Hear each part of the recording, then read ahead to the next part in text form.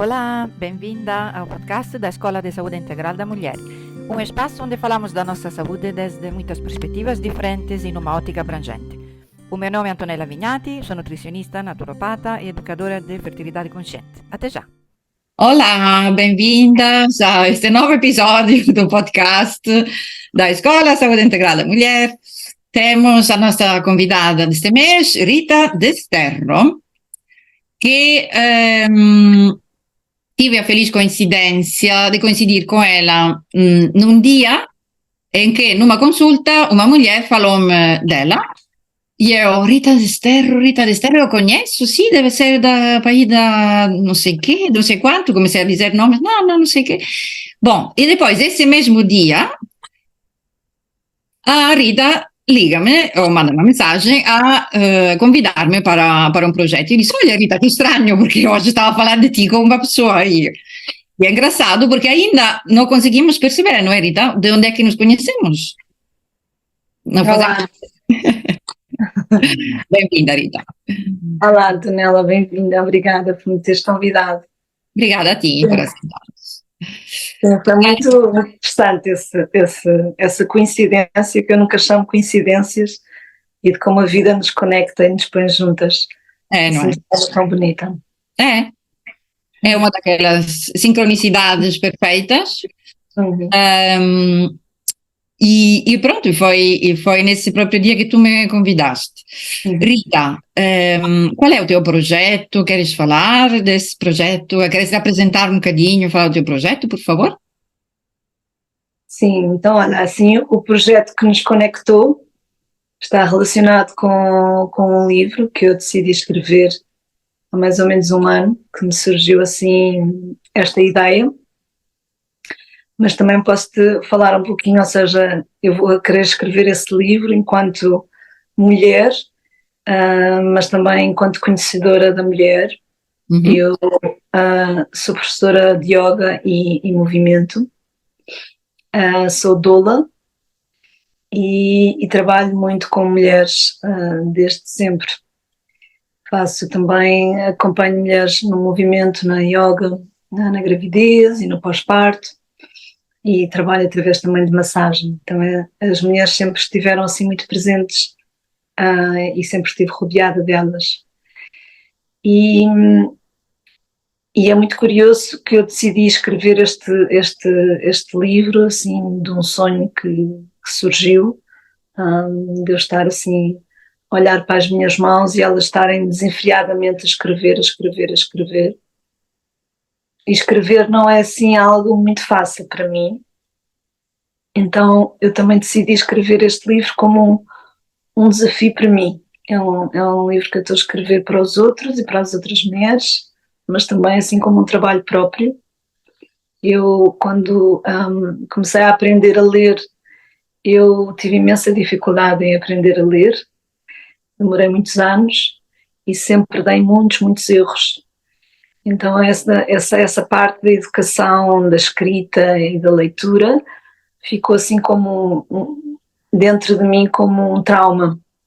Hoje em dia adoro ler e adoro escrever, mas nunca escrevo assim para os outros. E então também senti que era como um sonho que me estava a trazer uma cura.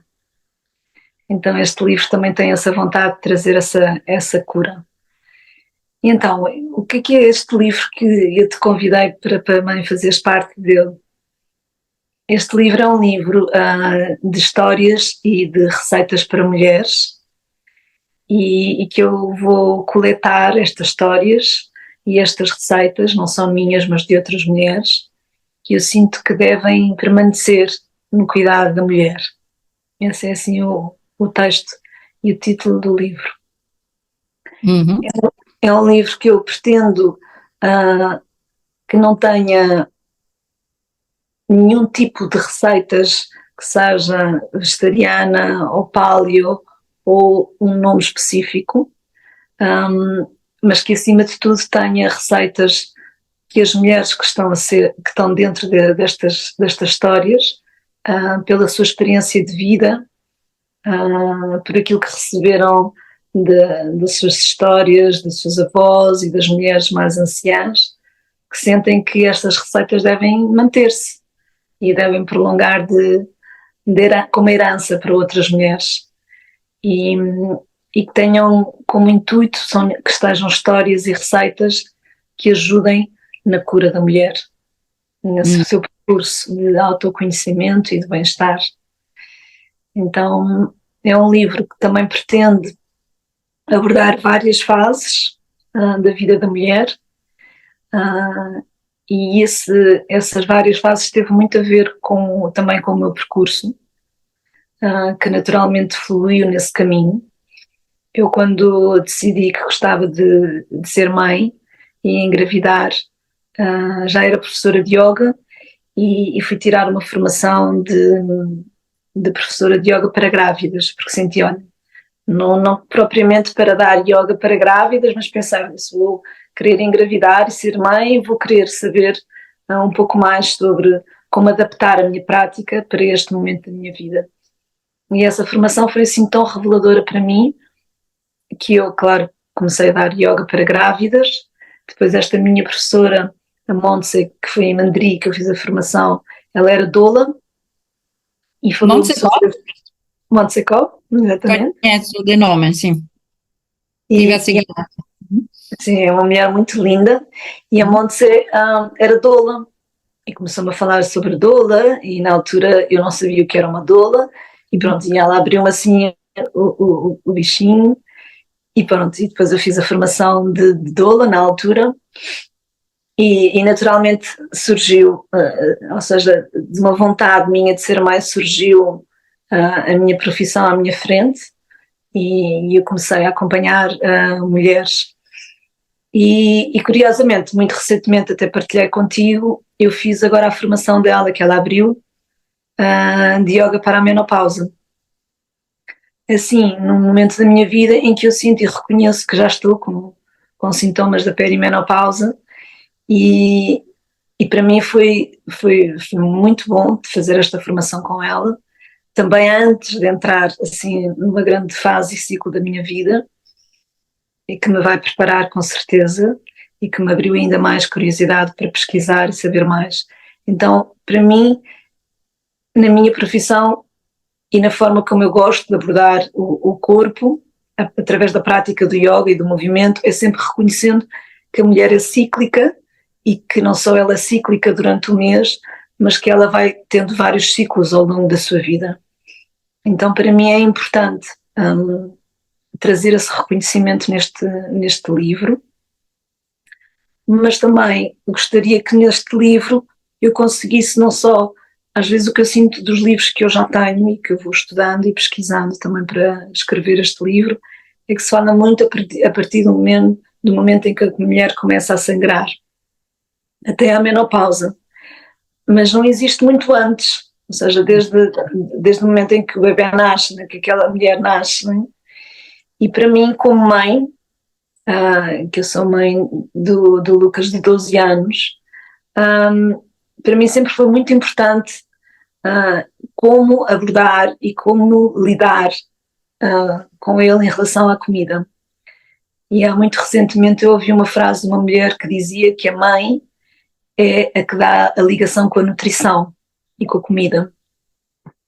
Pois, a nossa conversa foi muito sobre isso no outro dia. E queria te perguntar duas perguntas, mas podem ser matriosca, ou seja, um pouco como nasce esse livro. Em concreto, ou seja, eu percebi, ok, tiveste esta visão e percebeste que a escrita, nesse caso, te podia trazer um processo de cura, mas por quê? Por que é que vem precisamente sobre esse tema?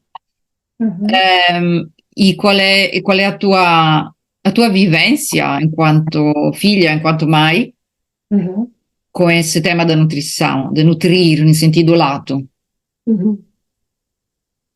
Pois, eu acho que também vem daí a minha história. Ou seja, aquele sonho que eu tive em que a minha mão escrevia, é quase uma sensação que eu tenho acordada, de sentir aquilo que eu recebi enquanto mulher é tanto, Eu tenho que escrever, escrever, escrever e partilhar.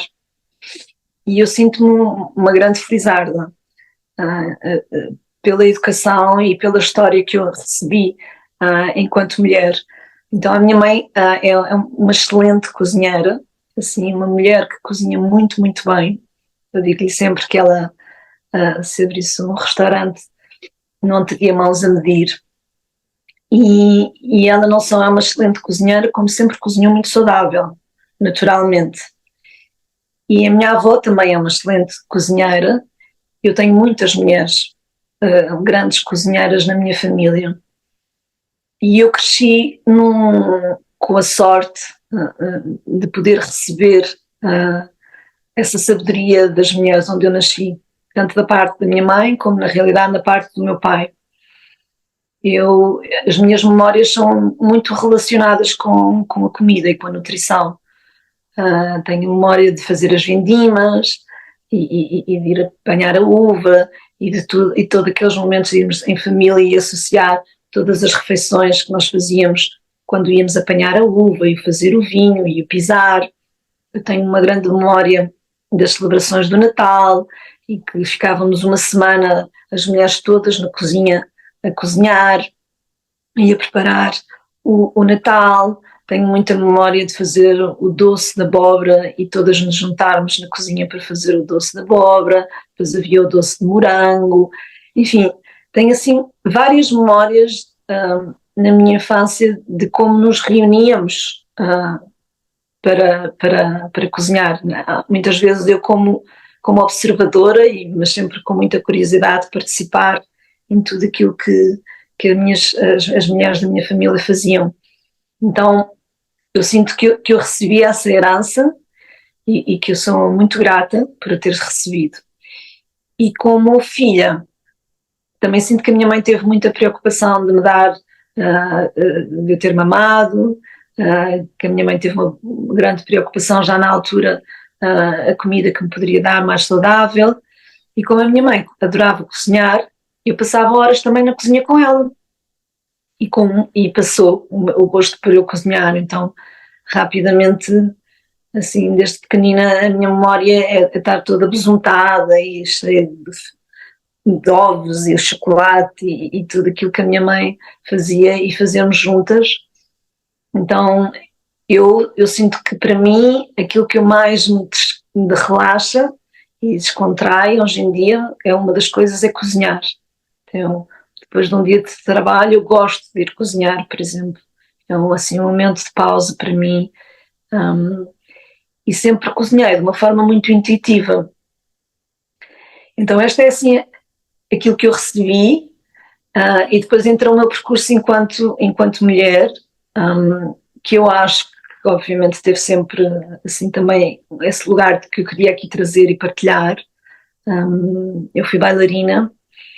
E como bailarina, todos os dias me expunha ao espelho e tinha muitas mulheres com uma imagem e uma estrutura e havia, ainda que eu sentisse que a minha professora era bastante tranquila, eu sentia a pressão do corpo e da forma enquanto bailarina.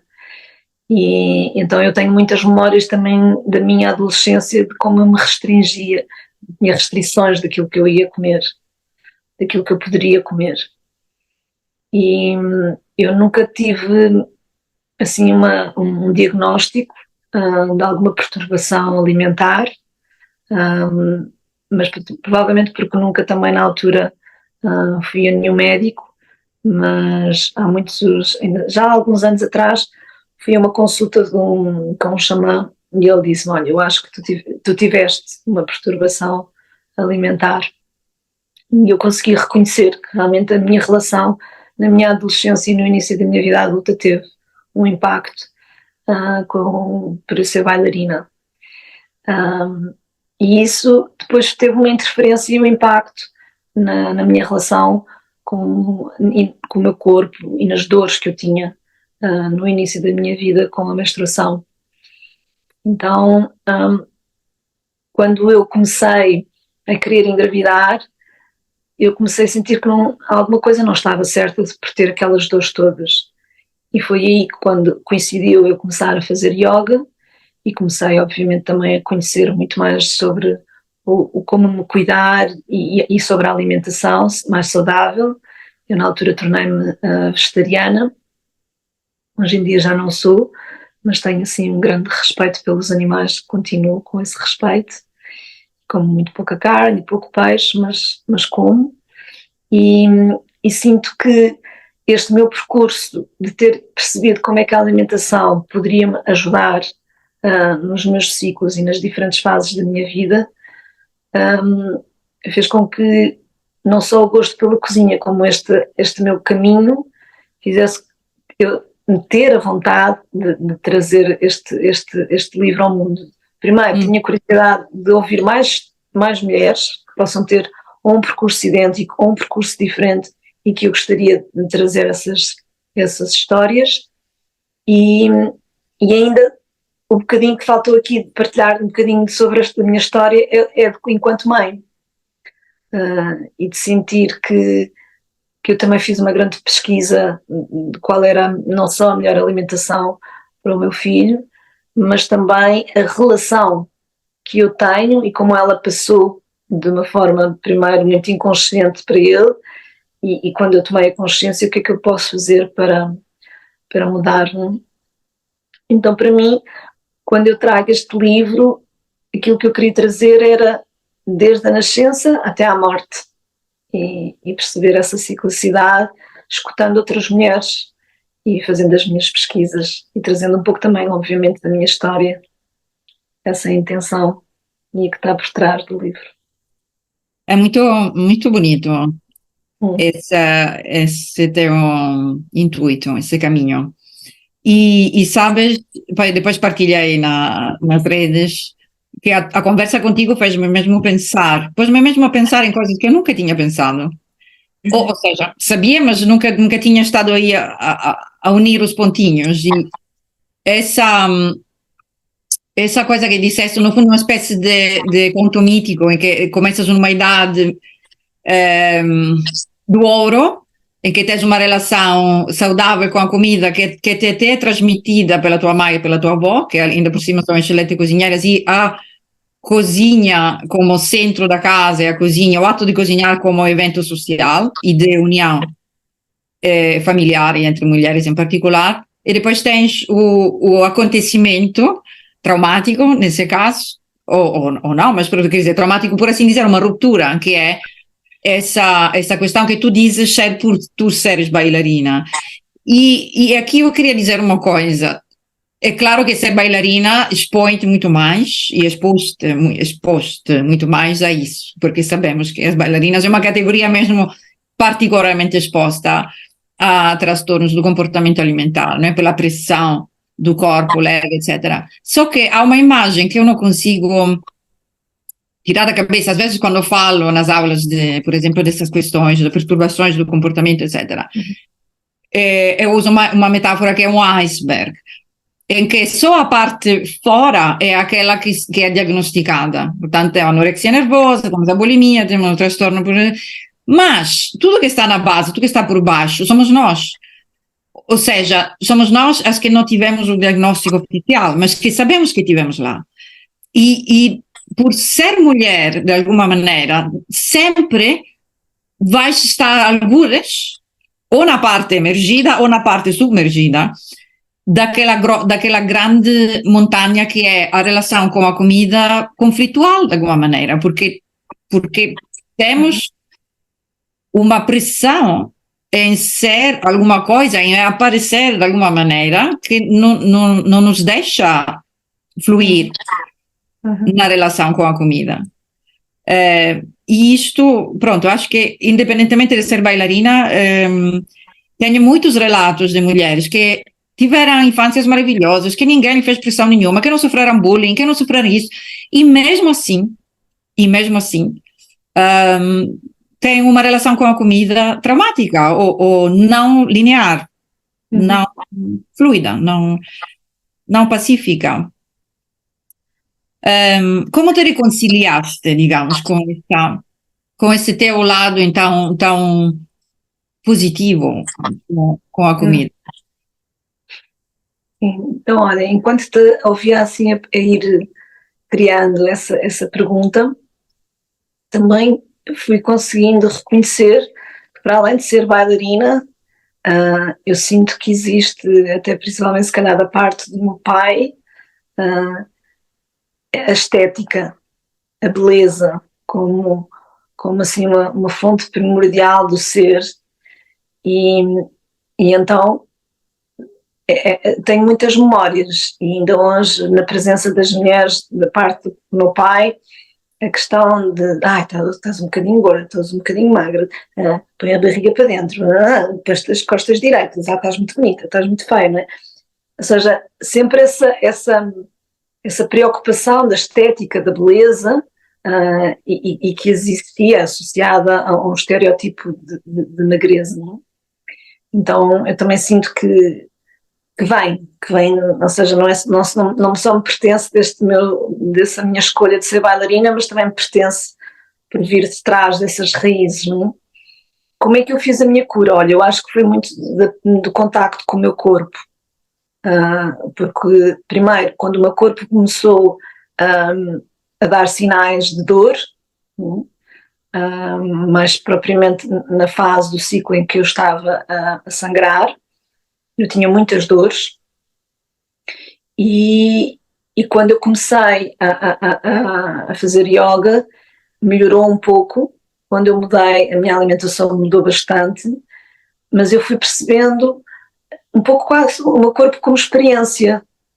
E claro, como comecei a fazer yoga, comecei a ouvir outras mulheres, como comecei a fazer a minha formação de yoga para grávidas, comecei a entender melhor o ciclo da mulher e entender o que é que interferia e não interferia no corpo da mulher, e isso fez-me começar a despertar e a tentar entender o que é que se poderia estar aqui a passar, não é?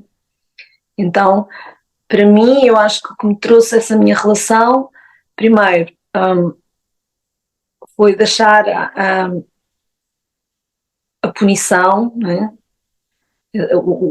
O autocontrole de mim própria, e foi tentar perceber onde é que eu ia buscar aquele conceito de beleza que existia dentro de mim, da forma como eu me poderia embelezar dentro, né? E conhecer por dentro, né?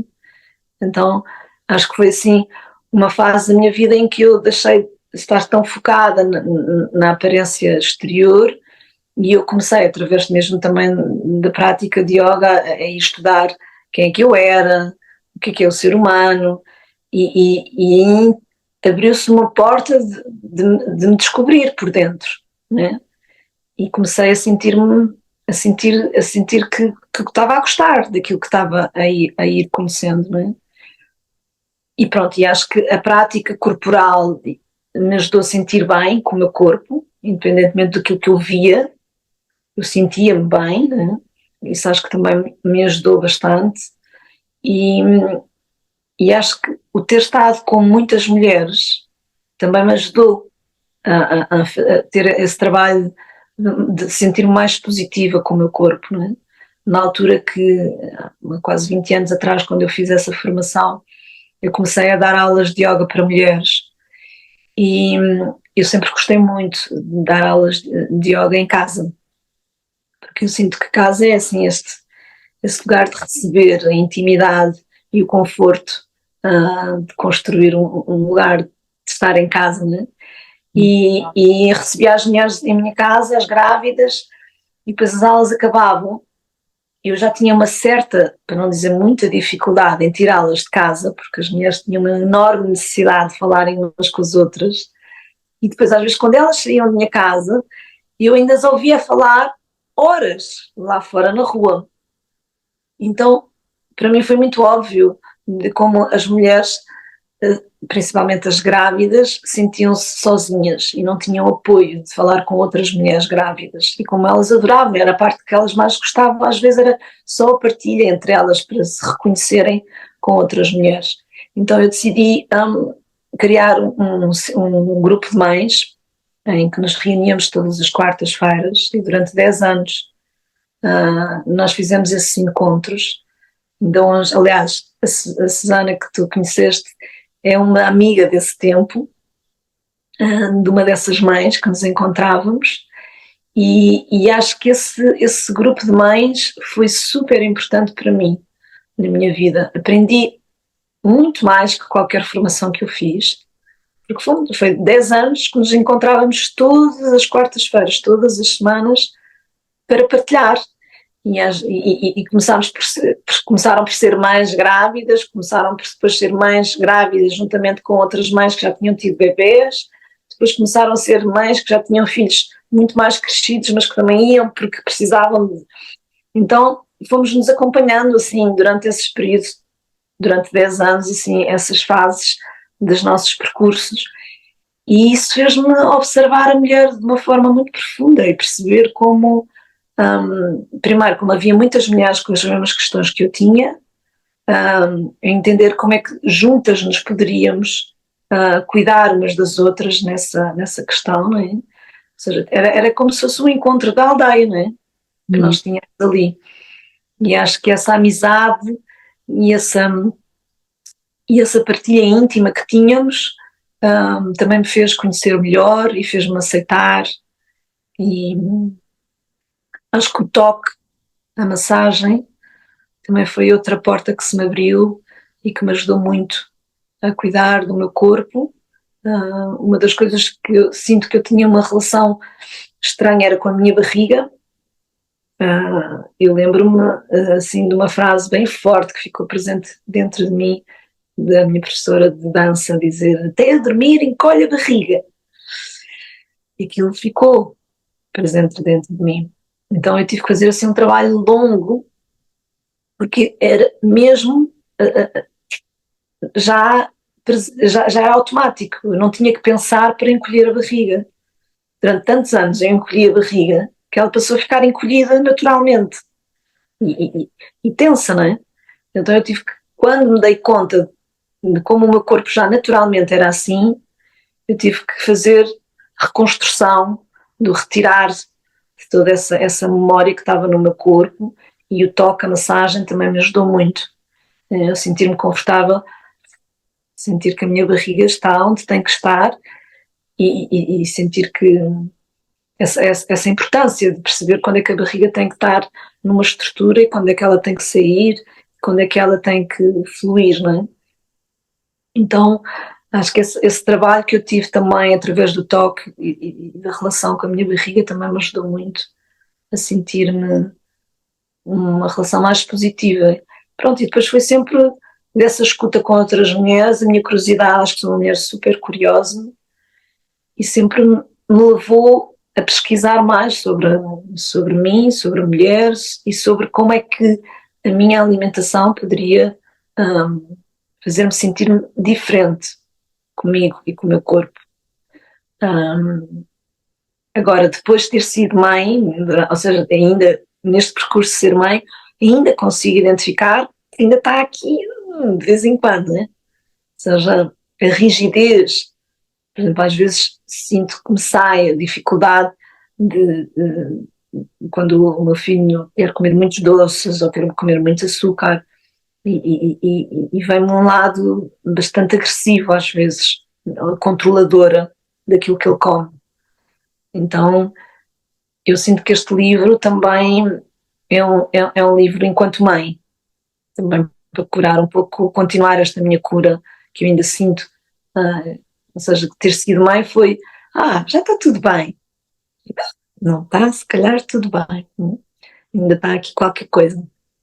Então eu acho que é, mas já não sinto que está aqui qualquer coisa como, tenho que ir curar, tenho que ir fazer, tenho que ser rápido. Não, já estou mais num lugar mais tranquilo, de observar a minha reação e precisar, ok, há aqui ainda um caminho para fazer. Claro. Mas é interessante, no fundo, os teus percursos de cura passam muito pelo corpo, por enraizar no corpo e habitar o corpo como ele é, o que não é simples para a maioria de nós, e também pelo contato, né? Pela partilha, pelo contato com outras mulheres, portanto, pela recriação de alguma maneira recriaste a tribo Uhum. Na qual te tinhas criado, né? Uhum. Sim. Voltaste a criar esse ninho. E acho que essas duas coisas juntas são essenciais para poder reconectar com esse lado nosso, que muitas vezes anda perdido entre muitas, lá está, rigidezes autoimpostas que são interiorizações de imposições externas, não é?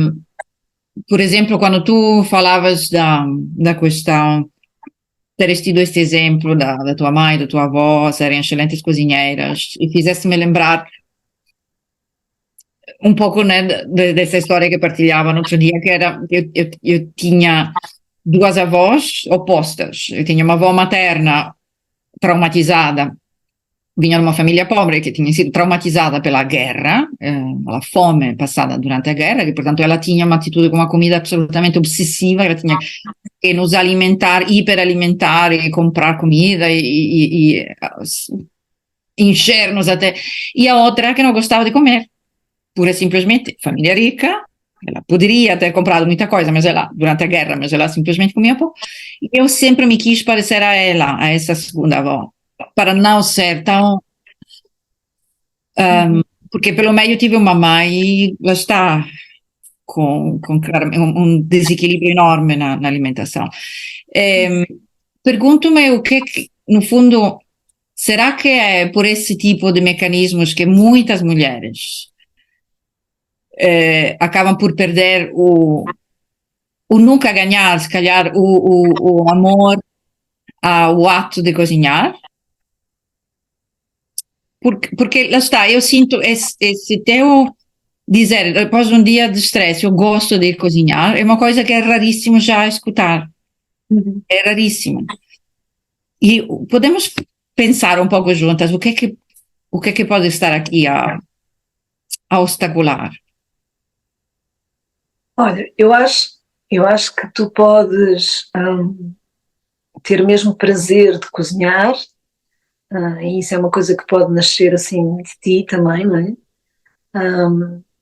Mas eu acho que também depende muito da relação desde que eu nasci, que eu senti que tinha à minha volta, não é? Ou seja, para mim, enquanto criança e adolescente, eu senti que a cozinha era um espaço de partilha, era um espaço de intimidade. Ou seja, eu lembro-me de estar na cozinha e era ali que se contava o dia, e que se contavam as histórias, e que se contavam como é que nós estávamos, não é? E, e eu acho que isso foi ficando em mim como uma memória prazerosa para estar. Eu até podia não estar exatamente a saber o que é que se estava ali a fazer e o que é que se estava ali a cozinhar, mas só com os cheiros e com a oxitocina da cozinha daquelas mulheres, era um espaço seguro para mim. E então eu acho que passou também essa memória para mim. Então, por um lado, eu acho que nós podemos receber essa relação, obviamente, daquilo que vivemos enquanto crianças, não é? Mas eu hoje em dia acho que muitas pessoas não gostam tanto de cozinhar, porque eu acho que, primeiro, porque cozinhar requer trabalho, e, portanto, se estamos a ter vidas com excessivas horas de trabalho, às vezes o chegar a casa e como requer, no mínimo há horas que eu preciso ter ali na cozinha, muitas vezes estamos tão cansadas que já não temos esse espaço, essa energia. Então eu sinto que uma das razões, se calhar porque as mulheres não estão tanto na cozinha, é porque gastam toda a energia durante o dia e depois já não conseguem recuperar essa energia na cozinha. Eu também sinto que estamos muito isoladas. E quando há pouco te partilhava esta questão do encontro das mulheres e das mães que nós tivemos, uma das coisas que eu quero trazer neste livro é cozinharmos juntas.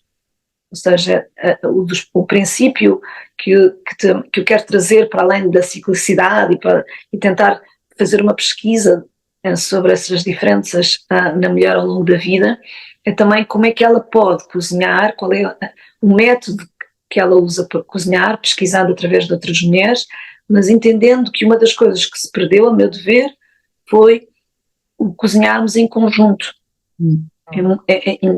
Curiosamente, ainda este fim de semana, o meu pai fez 70 anos e fomos todos para uma casa, a família toda, e éramos quase uns 30, 40, e somos uma família grande, e não te consigo explicar a facilidade que foi o cozinharmos e o arrumar a cozinha.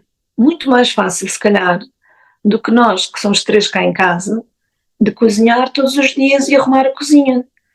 Ou seja, quando está muita gente na cozinha, ao mesmo tempo é muito mais quantidade, mas dissolve-se na conversa, na entreajuda entre nós, não é? Então, para mim, uma das vontades que eu tenho neste livro é também perceber que eu acho que uma das coisas que faz com que as mulheres saiam das cozinhas é o isolamento. E portanto, ao criar este livro, uma das coisas que gostava muito é que quando convido, por exemplo, vou-te convidar a ti e fazer um workshop, mas cozinharmos todas juntas com outras mulheres, e que este livro possa ser deixar essa semente para outras mulheres, de se lembrarem que se calhar, se em vez de irem tomar um café e partilharem conversa, olha, porque é que não vamos todas juntas a fazer o jantar e depois cada uma leva o jantar para casa? Porque na realidade eu acho que foi isso que eu também recebi e que gostava, e a mim ajuda-me tanto quando estou com outras mulheres, como estou sempre com muitas mulheres, às vezes essas mulheres, por exemplo, passam por mim, que eu sou doula ou que eu faço o acompanhamento nas aulas, tornam-se minhas amigas, e como eu dou aulas em casa, quantas vezes não acontece estarmos a conversar e a aula passar para o almoço, e almoçamos e cozinhamos e conversamos e partilhamos ali as nossas histórias, não é? E é tudo muito mais fácil realmente quando estamos juntas. Então eu acho que essa também é outro dos fatores, para além daquilo que eu te falei, a relação que tu tens, que tu recebeste da tua história, o tempo e o estarmos muito isoladas neste caso, e não ter ajuda, não ter apoio, e passa a ser, a cozinha passa a ser um trabalho em vez de ser uma coisa prazerosa, não é? Exato.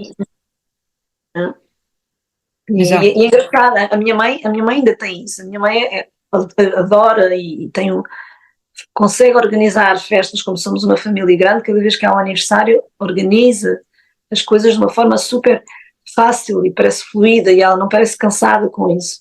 Mas a verdade é que quando eu chego lá à casa, só mesmo até à hora de irmos sentar-nos ou estarmos mesmo a comer, toda a gente está na cozinha a conversar, não é? E vamos-nos ajudando uns aos outros, não é? E isso deixou de existir, não é? Eu acho que a grande maioria ou é a mulher ou o homem, mas raramente são os dois, por exemplo, na cozinha. E às vezes os filhos também já não fazem tanto parte desse momento de cozinhar. E aqui em casa eu tento que nós consigamos partilhar essas tarefas. Aliás, quando mudei de casa, a minha intenção de abrir a cozinha para a sala foi essa, foi porque a cozinha fizesse parte também do centro, e que eu pudesse estar a cozinhar, ou podemos estar a cozinhar e a conversar e ver o que cozinhamos, não é? Mas eu acho que tem a ver com isso. E consegues recriar isso em casa, então? Consegues? Olha, nós somos 3, portanto não somos assim uma família muito extensa, mas eu pelo menos chamo muito o meu filho para cozinhar comigo. Ele gosta, ou seja, também não o obrigo, ele naturalmente, ele também é muito curioso, tem assim um lado mais curioso científico, ele adora misturar e ver se aquilo dá um pó e uma mistura, então ele tem essa vontade, e eu nunca o inibi de ter esse lado científico na cozinha, e gosta de fazer papas e misturas, e aliás eu reconheço porque eu própria também era assim muito, adorava fazer misturas, E portanto tento que ele tenha essa curiosidade de entender o que é que o corpo dele precisa e o que é que ele gostava de cozinhar. E pronto, e cá em casa também andam sempre muitas mulheres, portanto quem está a viver cá em casa também reconhece este espaço onde habitam outras mulheres e que cozinhamos juntas. Então eu tento partilhar e pronto, e obviamente quando vamos para a casa dos avós ou para a casa da família, ele vê também esse ambiente da cozinha, né? E pronto, imagina, há coisas que eu acho que são bonitas e curiosas. A minha mãe adorava, o domingo era sempre um lanche na casa dela. Ela depois, houve uma altura que percebeu, abriu na altura que nós éramos pequeninos, a primeira casa de crepes, e nós começámos a ir e a minha mãe percebeu que era aquilo que nós mais gostávamos. Então houve um dia que numa revista saiu uma receita de crepes, começámos a fazer crepes sempre todos os domingos lá em casa. Eu já sei fazer a receita de olhos fechados e é sempre muito fácil. O meu filho hoje em dia também, aqui em casa já é crepes, então há coisas e há rituais que eu acho que se passam da memória das coisas boas ligadas à cozinha, não é? Mas pronto, mas isto é a minha experiência na relação com a cozinha, mas eu acredito que hoje em dia as pessoas não gostem tanto de cozinhar porque é uma obrigação. Porque Talvez por sua conta, por outro lado, também não tenham tantas memórias e ligações emocionais, nem à comida, nem ao processo de a preparar, nem a momentos de ritualidade informal que podem ser, não é, esse tipo de eventos. E portanto... É que eu também adoro comer. Acho que isso é importante. Claro. Há pessoas que não gostam. Então, Exato. Então, ou seja, a comida não é assim, eu tenho prazer a comer, eu adoro descobrir coisas novas e saborear, então acho que isso também é um ingrediente importante para tu gostares de cozinhar. Sim, sim, e não é linear, ou seja, mais uma vez, pode não ser linear. Por exemplo, no meu caso, via claramente, havia dois padrões polarizados, que podiam ser um padrão doentio de excesso e de excesso, de não, lá está, de usar a comida como desafogo, como se fosse dizer, como uma coisa, um desabafo emocional. É fome emocional, muita fome emocional. Por um lado, via isso na minha mãe e minha avó. Por outro lado, a parte do meu pai, o simplesmente não gostar de comer. Não é não gostar de comer, mas ser indiferente. Tipo, o meu pai ainda hoje é assim. Meu pai diz, eu nunca tenho fome. Eu como porque senão, pronto. Sento-me para comer porque sei que é hora de comer, mas se fosse por mim, eu esquecia-me. Porque para mim tanto faz. A comida é uma coisa que tanto me dá, tanto faz.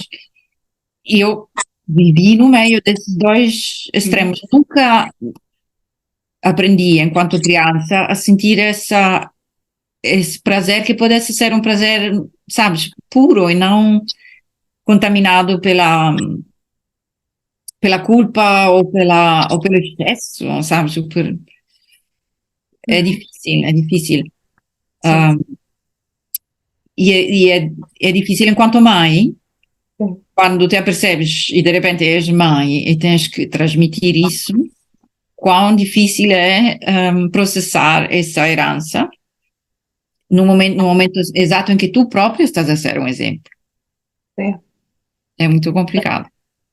Sim, por isso é que eu acho que os filhos vêm sempre também ajudar-nos, não é? A descobrir e a curar mais de nós, não é?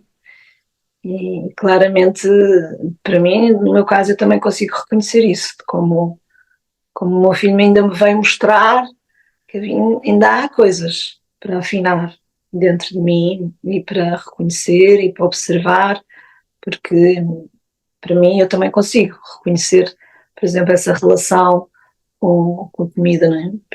Quando às vezes estou nervosa, eu vou buscar um pedaço de chocolate porque me conforta, porque me traz consolo. Eu tenho essa relação ainda hoje. Houve momentos em que eu me sentia, depois desse pedaço de chocolate, irritada e zangada comigo. Acho que talvez o que tenha mudado mais é que já não me sinto tanto assim hoje em dia. Já me sinto em paz. Sim, olha, é verdade. Há aqui uma carência e foste-te buscar com comida. E a seguir já não me sinto tão culpada. Há momentos em que eu sinto quando consigo cuidar mais de mim, que não me relaciono tanto com essa carência, com a comida. Então, acho que o momento onde eu estou agora na minha vida é que consigo estar mais cá de cima e ver a Rita, sim, é verdade, ela está a fazer isto, mas está tudo bem, sabes? E já não me sinto culpada e não tão autocrítica e tão rígida comigo. Mas depois às vezes sai-me essa rigidez com o meu filho.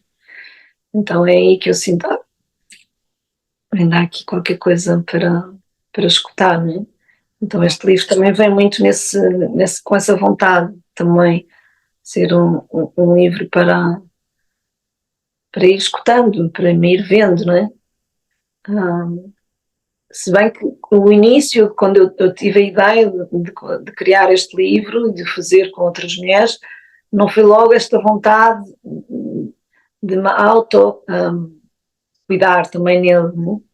Mas foi imediato, assim que eu comecei a escrever o livro, agora comecei a perceber, não, isto sou eu também que estou aqui a querer cuidar-me, a querer olhar-me, a querer me rever um pouco naquilo que está a acontecer enquanto mulher e enquanto mãe. E, então, mas isso também me inspira mais, ainda me dá mais vontade para fazer este livro. Estava aqui a pensar que nas cozinhas, historicamente, se tem cozinhado sempre muitas coisas. Cozinhado em sentido muito mais amplo do que só cozinhar. As cozinhas, historicamente, são lugares onde as mulheres estiveram a preparar as suas medicinas, a preparar os caldos para as parturientes, para as mães, para as velhas. Se acompanhou a vida. E hoje em dia já não são tão isso. E se calhar onde também havia uma transmissão de conhecimentos completamente involuntária e natural e espontânea de mulher para mulher sobre os ciclos da vida, não é? E sobre as coisas que podíamos esperar enquanto crianças, depois meninas, e depois eventualmente ser mais ou não mais, e depois menopausa, depois a morte, enfim, havia uma continuidade. Em relação a essa questão de que tu falavas de preparar, portanto, tu começaste um bocado a trabalhar com mulheres em relação à gravidez. E agora estavas um bocado a mencionar a menopausa. Não sentes também, como eu sinto, que é uma menopausa também é uma fase que precisa de doulas? Sem dúvida, sem dúvida. Eu sinto mesmo, aliás, eu acho que, e já me fizeram essa pergunta várias vezes, não é? Doula poderia ser um termo super amplo para várias fases e momentos da vida de qualquer mulher, de qualquer homem, não é?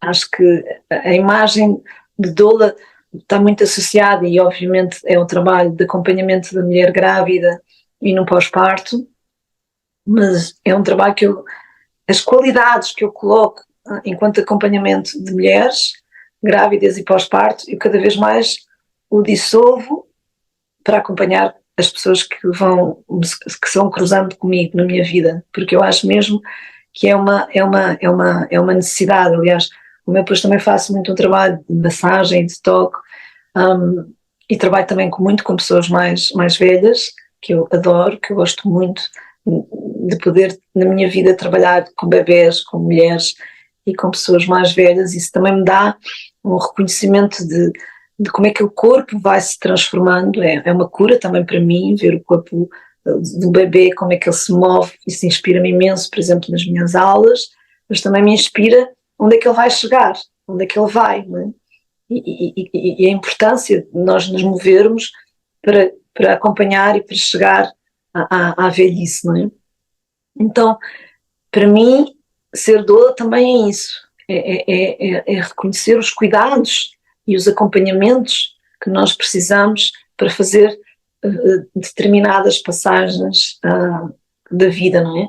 E esta questão da comida, ela não foi muito presente quando eu comecei a trabalhar, por exemplo, com grávidas. Eu trabalhava muito mais só a parte da prática de yoga e do movimento, mas comecei a perceber que uma das grandes lacunas que existe é o que comer durante a gravidez, mas ainda mais no pós-parto. E não é só o que comer, mas é como comer, no sentido de quem é que me faz a comida, não é? O pós-parto, que às vezes pode ser 1 mês, 2 meses, 3 meses, pode ser um pós-parto muito mais longo, não é? Até 6 meses. E era muito comum as mães irem durante 6 meses viver com a mãe que estava, que tinha tido o bebê, ou se não era mãe, era uma tia, era uma avó. Então, essa comunidade, ela desapareceu hoje em dia, não é? Uhum. E para mim, o trabalho de doula surgiu também muito nesse acompanhamento de eu começar a cozinhar para as mulheres grávidas e para as mulheres de pós-parto. E digo-te que talvez seja das coisas que elas mais agradecem é a comida, é aquilo que elas comem, por exemplo, como a primeira refeição, logo a seguir ao parto, as primeiras refeições, e de como isso faz muita diferença na recuperação, não só do corpo físico, da fisiologia, mas mesmo a recuperação emocional e da conexão com o bebê e com a família toda. Desculpa. Então, para mim, sem dúvida, que é importante partilhar esta questão das várias fases e de como nós precisamos de dolar, de apoiar as várias fases da mulher. E a menopausa é só mais uma fase, não é? Que ainda por cima, graças a Deus, agora estamos a receber muito mais informação, não é? Mas ainda é algo com muito pouca informação científica. E eu sinto que quando existe pouca informação, precisamos, nós que temos um bocadinho mais acesso e mais informação, precisamos mesmo de acompanhar estas mulheres que estão já lá ou que ainda não estão, não é? E para mim é assim tão diferente quando tu passas por outro ciclo da tua vida e estás a ser ouvida, escutada e cuidada por outras. Uhum. Já lá tiveram, ou que vão chegar. Né? É mesmo diferente. É completamente diferente. Hum. E uma última pergunta, se calhar, que me surge assim, enquanto passam pela minha cabeça todas estas imagens de conexão, de tribo, de cozinhar juntas, que é uma coisa que me dá imenso prazer também, e que faz completamente toda a diferença. Quando me acontece isto, cozinhar em grupo, ou parece que não estamos a trabalhar, uma coisa que flui naturalmente. Mas a minha questão é como conseguimos desacoplar essa imagem que temos, pelo menos eu pelo menos sinto em mim, que há um ponto de mim onde existe uma sobreposição de imagens, que é entre a cozinha e o fato de estar na cozinha, à volta das coisas, de preparar e planificar e nutrir, etc, etc, e o peso como posso dizer, da falta, não é falta de liberdade, mas percebe já como conseguimos englobar a nossa mobilidade e liberdade, a nossa leveza, a nossa vontade de ser imprevisíveis, a nossa vontade de não estar sempre disponíveis, de estar sempre, sabes, no papel da nutridora, com isto, com a necessidade básica de ter diariamente que lidar com algo que tem que estar na mesa 3 vezes por dia. Percebes o ponto que quero? Sim. Para mim, a ligação emocional, por exemplo, com a minha avó paterna, aquela que fumava e não cozinhava, para mim foi muito natural. Aos 18, eu precisava identificar-me com um padrão de mulher que não tivesse aí a servir os outros, que não tivesse aí a chatear toda a gente para que comece, que não fosse aquele protótipo de mulher asfixiante, que era a minha outra avó. Eu comecei a fumar quando ela morreu, porque eu pensei, ok, sabes, avó, tu morreste, eu vou fumar por ti. E vou viajar por ti, e vou fazer as coisas que tu gostavas de fazer. E claro, depois foi todo um processo, né? Deixar de fumar e começar a fazer outra vida completamente. Mas houve mesmo uma necessidade, eu precisei me desidentificar daqueles séculos onde, por um lado, a cozinha, certeza absoluta, foi um refúgio e foi um lugar de comunhão, mas, por outro lado, também um lugar de reclusão social. Como combinamos isso?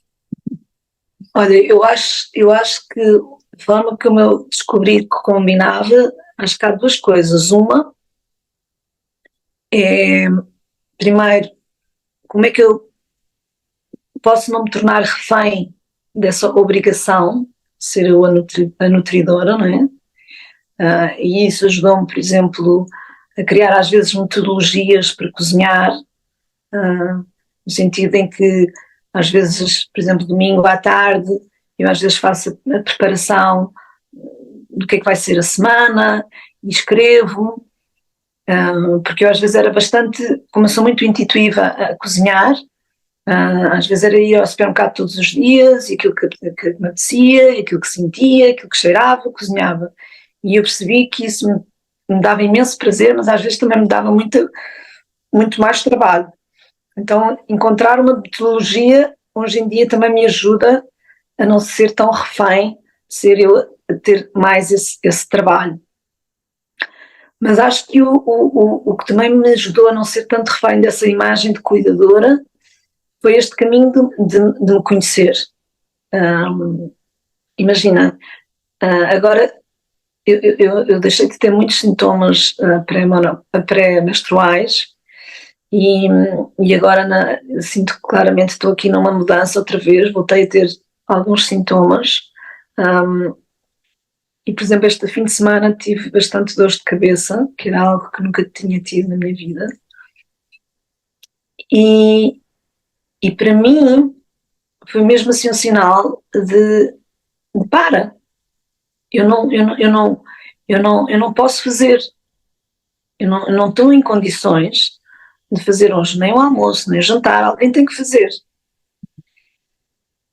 E tem sido, normalmente, este reconhecimento do ciclo, das fases em que eu estou, me ajudou imenso a colocar limites e a partilhar com os que vivemos aqui em casa, com o meu marido e com o meu filho, dizerem, olha, hoje não consigo cozinhar, mas são vocês. Hoje estou super cansada, hoje são vocês.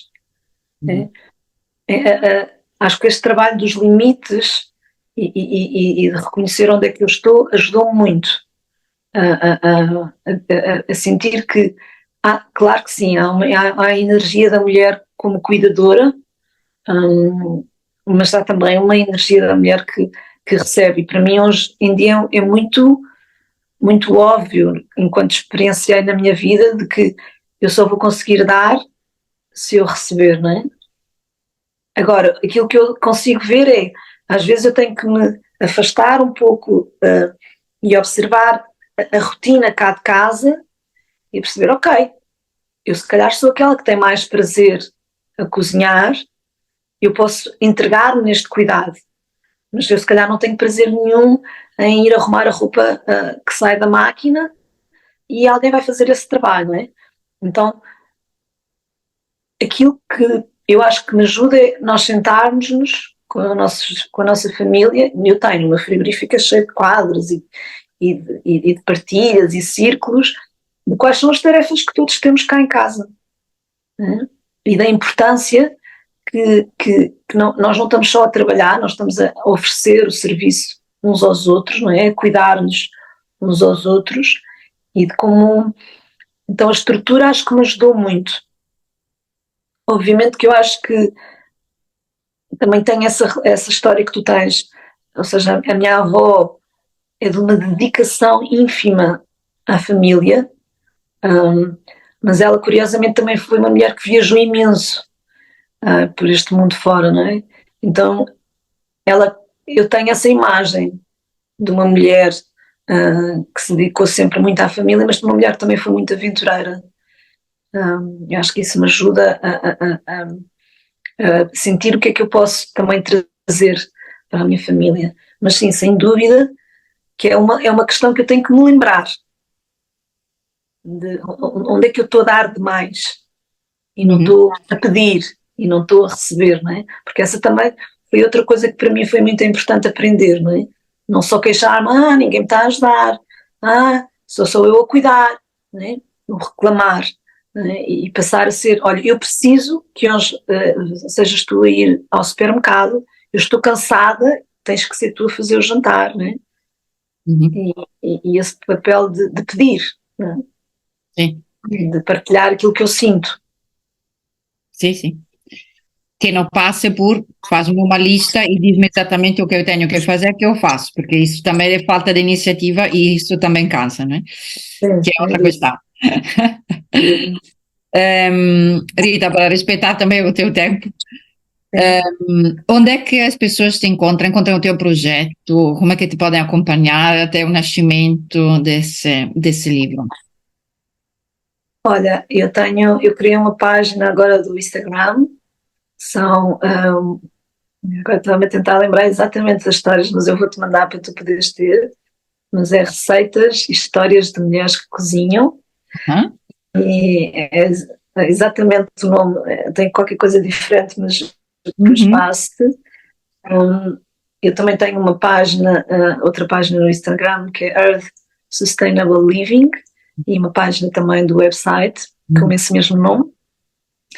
E a ideia é também as mulheres poderem colocar as suas questões e eu também estou à procura ainda de outras mulheres que eu posso escutar as suas histórias e recolher as suas receitas. Eu gostava que não fosse, eu vivo em Sintra, gostava que não fosse só de histórias e de mulheres desta região e que conseguisse ir a outras regiões de Portugal, porque também tenho assim essa vontade. Os meus pais são do norte, perto da Serra da Estrela, portanto aí eu também consigo ter algumas raízes e algumas histórias, porque a mim também me interessa muito recolher essa sabedoria anciã, porque também sinto que sou muito sortuda de ter nascido em Portugal, um país que tem uma alimentação muito rica, que temos ainda uma relação com capacidade de poder ir buscar alimentos à terra. Então também acho que nasci num cantinho do mundo que é muito bonito, essa relação com a comida, e para mim é importante manter essa memória e essa história, e o livro para mim eu adoro livros, então eu acho que é o canal com o qual eu me identifico para manter essas histórias, mas é através ou do Instagram ou da minha página web que podem aceder a acompanhar o livro. Obrigada. Vamos por isso na descrição. Obrigada, Rita. Foi outra vez um prazer falar contigo. E nos vamos ver em breve para continuar a trabalhar sobre isso. Ok. Obrigada pelo convite. Obrigada eu. Obrigado. Fica bem. Tchau, Rita. Beijinho. Tchau, linda. Obrigada por nos ouvir. Esse podcast tem zero patrocínios, zero anúncios e recursos tecnológicos mínimos. Se te resultar útil, ajuda-nos a mantê-lo em pé, partilhando com quem tem fizer sentido. Obrigada e até a próxima.